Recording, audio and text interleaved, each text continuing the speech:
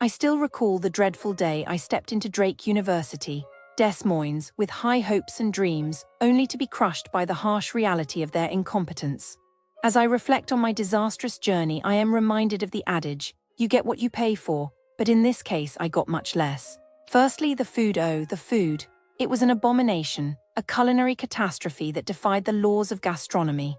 The aroma wafting from the cafeteria was akin to a toxic waste dump, a pungent blend of stale grease and yesterday's trash. The texture, imagine chewing on a piece of leather, only to discover it's actually a flavorless, overcooked chicken breast. The temperature, lukewarm, as if the chefs had given up on life itself. And don't even get me started on the presentation, a careless splattering of soggy vegetables and congealed meat, an affront to the senses. But I digress. The real tragedy lay in the service, or rather, the lack thereof. Our servers seemed to be suffering from a severe case of apathy, as if they'd lost all sense of purpose in life. The timing was atrocious, orders were consistently forgotten, or worse, delivered with an air of disdain, as if we were an inconvenience to their Netflix binge-watching schedule. Their body language screamed, "I am only here for the paycheck," a sentiment that echoed throughout the entire campus. And then, there was the registrar's office, a hotbed of bureaucratic ineptitude. The registrar himself seemed like a relic from the Dark Ages, more interested in playing solitaire on his computer than assisting students. I was forced to navigate a labyrinthine website, only to discover that my transcript couldn't be sent to a P.O. box, as if they were deliberately hindering my academic progress. It was as if they were saying, "We don't care about your future, we're too busy counting our money." But what really takes the cake is the Greek life-dominated campus, where exclusivity and elitism reign supreme. As an outsider, I felt like a leper, shunned by the in-crowd and forced to endure the constant pressure to join their ranks. It was a never-ending cycle of hazing and hierarchical manipulation, where the strong preyed on the weak. I was constantly reminded that in this toxic environment, only the privileged few got to call the shots. And let's not forget the financial aid fiasco, a masterclass in deception and false promises. They lured me in with enticing offers, only to renege on their commitments, leaving me high and dry. It was a calculated move, designed to ensnare unsuspecting students in a web of debt and desperation. But perhaps the most egregious offense was the administration's callous disregard for student concerns. Emails went unanswered, meetings were a waste of time, and our voices were consistently silenced. It was as if they were saying, "You're just a number, a mere statistic in our grand scheme of things." As I look back on my time at Drake University, Des Moines, I am left with a profound sense of sadness, a melancholy that permeates every fiber of my being. It's a sense of loss, of missed opportunities, of shattered dreams. I am reminded of the wise words, "You can't pour from an empty cup," and Drake University, Des Moines, is the epitome of an empty, hollow vessel. So, dear friends, let this be a cautionary tale. Don't be swayed by the facade of prestige or the empty promises of a university that only cares about its bottom line. Remember, you deserve better.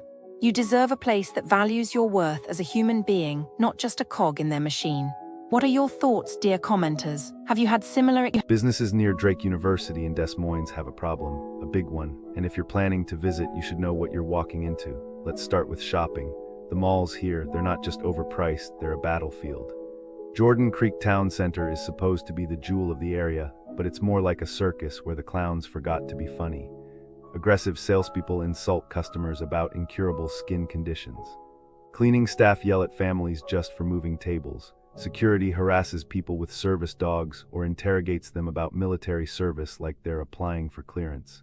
And the bathrooms. Imagine walking into a horror movie where the villain is poor maintenance. Feces on the walls, no toilet paper, no hand dryers, just disappointment. Even the kids aren't safe. An 11-year-old was forced to buy an adult movie ticket because, according to the logic of the ticket attendant, being 3 days away from turning 12 made her a grown-up. Then there's relaxation, or rather, the lack of it. East Village Spa should be a sanctuary, but it's more like a maze with hidden fees.